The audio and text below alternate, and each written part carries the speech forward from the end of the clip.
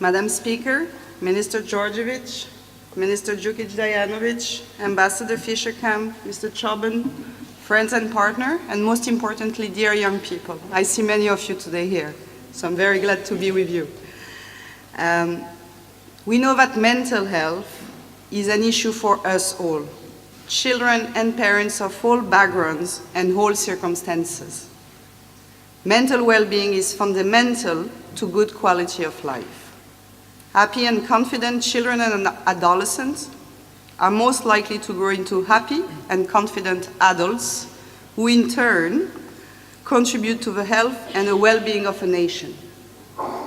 Mental well-being of adolescents has implications for outcomes in different sectors: education, social life, self-esteem, and life opportunity. Worldwide, 10 to 20% of children and adolescents are experiencing mental disorders, and girls are the most vulnerable. Half of the mental illness begin by the age of 14. By the age of 25, 75%. Unfortunately, most of the cases go undetected and untreated. Psychological problems among children and adolescents are very complex and wide-ranging, especially in the culture of social media.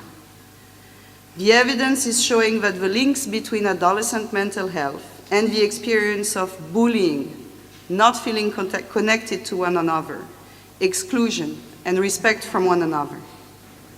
It was also found to be associated with low academic achievements, health risk behavior, and in the worst case scenario, leading to self-harm and suicidal behaviors. Mental health issues are also the leading cause of disability in adolescents, representing 45% of the burden of the disease. So what can we do to change this? The simple act of having a conversation about mental health can make a difference. The initial breaking of a silence, and I think this is why we're all here today. Today is the beginning of a conversation in Serbia and how we can all, in partnership, make a difference. But as we all know, starting a conversation is just that, a start. And there is much more than all of us can do together at every single level to make sure that the conversation about mental health becomes as common as a discussion about physical health. The issue is a challenge for the whole of a society and needs leadership at all levels. Adolescents themselves, children, parents, civil society, private sector, government partners. All of us need to promote good mental health and reduce risk factors behind mental health. And most of these actions are beyond just a consulting room. It's important to tackle the cause that takes serious action on prevention and early action. And we need to support in time the parents, the children, in their struggle to manage mental health. Way too often, the help of professional mental health comes too late because issues have come undetected, and often because it's too late, we can't respond anymore to them.